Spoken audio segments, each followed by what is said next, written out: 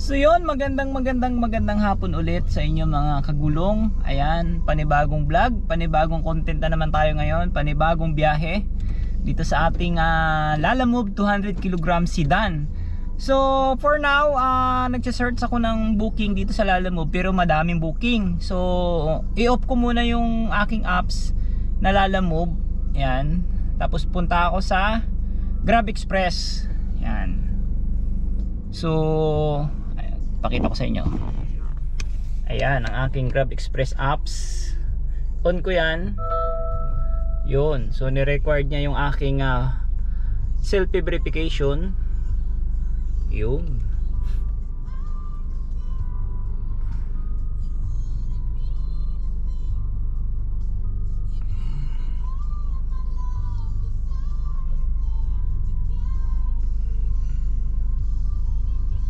Wait lang, ayan, okay na daw. Hold your phone still. Ayun, kahit nakasombrero pala, pwede. So, anong oras ay 17:58 o alas 5:58 ng hapon. So, hintayin natin yan kahit hanggang 6:30. Titingnan natin kung may papasok. Yan, 5:57 dito, 5:58. So, subukan nating ano dyan, maghintay kung may papasok talaga na booking sa Grab Express. Yun. So itong apps ko na Lalamove ay naka-off. Ayan, no. Baka natitrace kasi ni ni Grab na may nakabukas na apps, na ibang apps na katulad ng Lalamove. So off natin yan, naka-off yan. Take a break. Tapos punta tayo ng Grab apps. Yan. So i-on natin yan. So hintayin natin kung may papasok talaga sa Grab Express ng mga ganitong oras.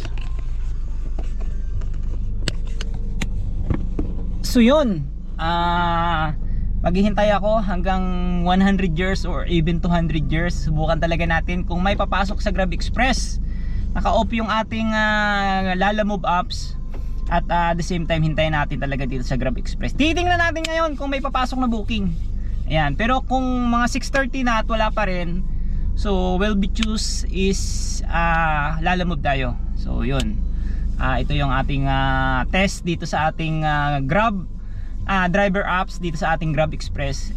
Susubukan talaga natin kung may papasok. Okay, so dito ako sa sasakyan, maglinis-linis muna ako dito, and then pahinga. Ayan, idip muna ako. Hintayin natin ng 30 minutes pag may papasok talaga. So yun lang mga mga kadadas, mga gulong.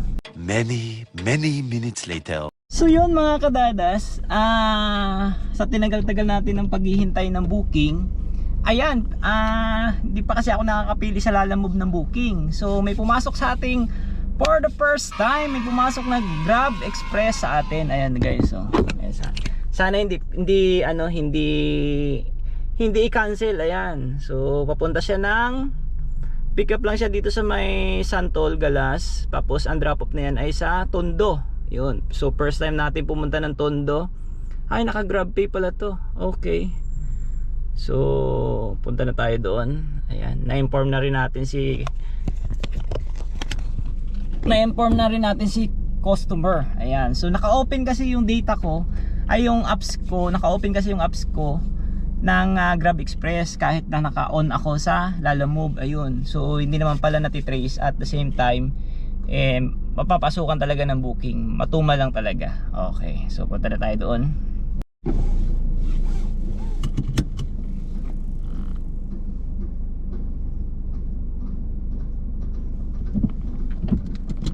So yun mga kadadas, na-pick up na natin. Ang liit lang. Ito lang kagandahan talaga sa Grab Express. Hindi bulky yung mga mga pinapa-deliver. Kaya lang napakadalang. Sa 4 na pong metro, swerte lang talaga tayo dito. Sa Bayani Road. Yun. So ito ay naka-credit po. Grab Pay ito. 31 minutes sa loob ng 6.7 kilometers. Ang drop off na to ay sa May Paho, Caloocan. Okay. Lang ito, machine lang ata to ng parang basta yun, pang nurse yata to or pang Magpatuloy ng 700 metro medicine. pagkatapos ay lumiko. Yun, so hindi na tayo kukuha ng ng Lalamove, nakakahiya sa kay ma'am. May tip pa naman tayo. Bukod dun sa GrabPay, meron pa siyang binigay na cash. Ayun, yun, 120 pesos. Pang merienda ko raw. Tadadanan. So yan, on the way na tayo. Bilisan natin to kasi nakakahiya naman. Kaya kailangan good service tayo sa ating sa ating mga kliyente, sa ating mga customer, di ba? So we'll be search on na lang ulit kapag mayroong pumasok ulit sa Grab Express or even sa Lalamove. Yan, make sure naman, for sure naman makakakuha tayo kasi ang deliver natin ay bandang Maypaho area, Caloocan in Manila to. Nagtatagpo yung sa Maypaho.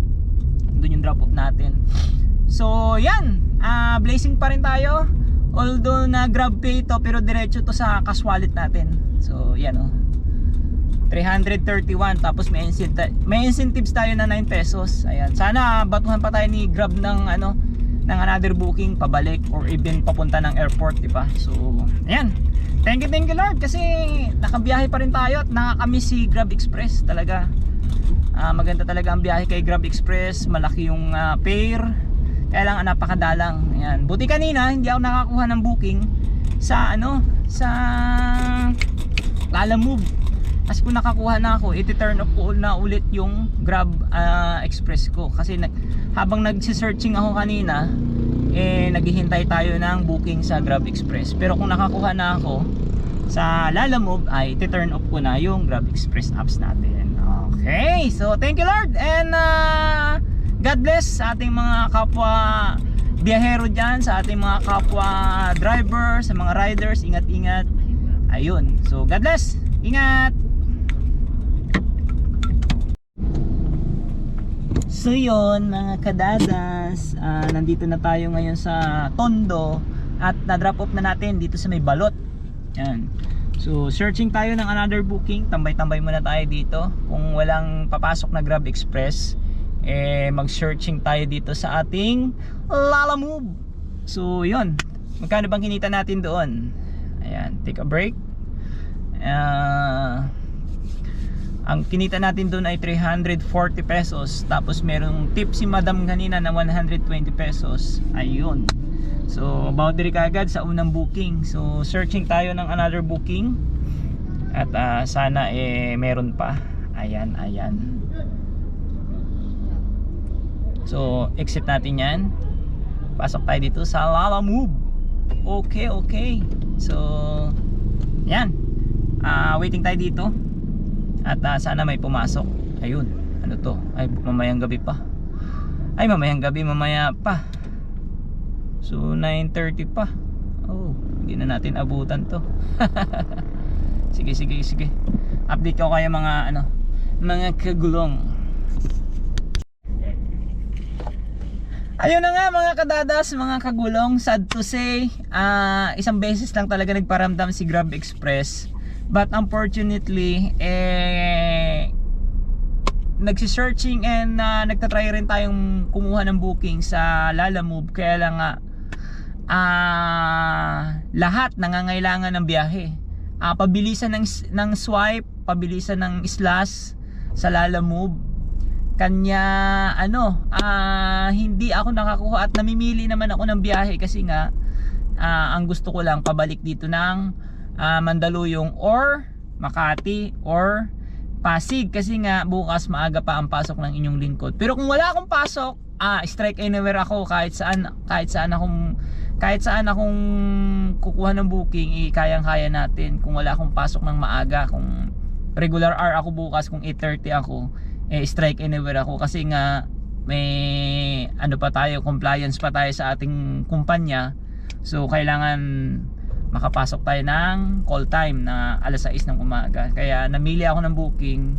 Ayun, sad to say, wala talaga akong nakuha. And then si Grab Express naman, waiting tayo ng ATA or Grab Express, yun, sad to say, wala rin talaga. So yun lang, ang revenue lang natin ngayon guys ay sa awa ng Diyos ay 340 pesos.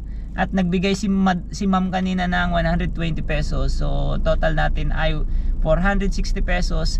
Carry naman siya pang sagot natin sa gasolina ngayon. Pero wala tayong matitake home na cash kasi nga i-cover natin yun sa gasolina natin para and the next day hindi na tayo mamumulubi ng gasolina. But okay pa naman, may 4 bar pa naman ako.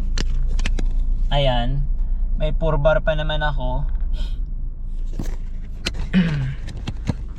Pero kailangan natin alagaan yan. Gusto ko kasi ma-maintain na mga 8 bar or 7 bar yung ating gauge dito sa ating sasakyan sa ano natin, sa pagbabiyahe natin para hindi tayo delikado sa mga biyahe lalo na kapag malayo. Yun. So, yun lang.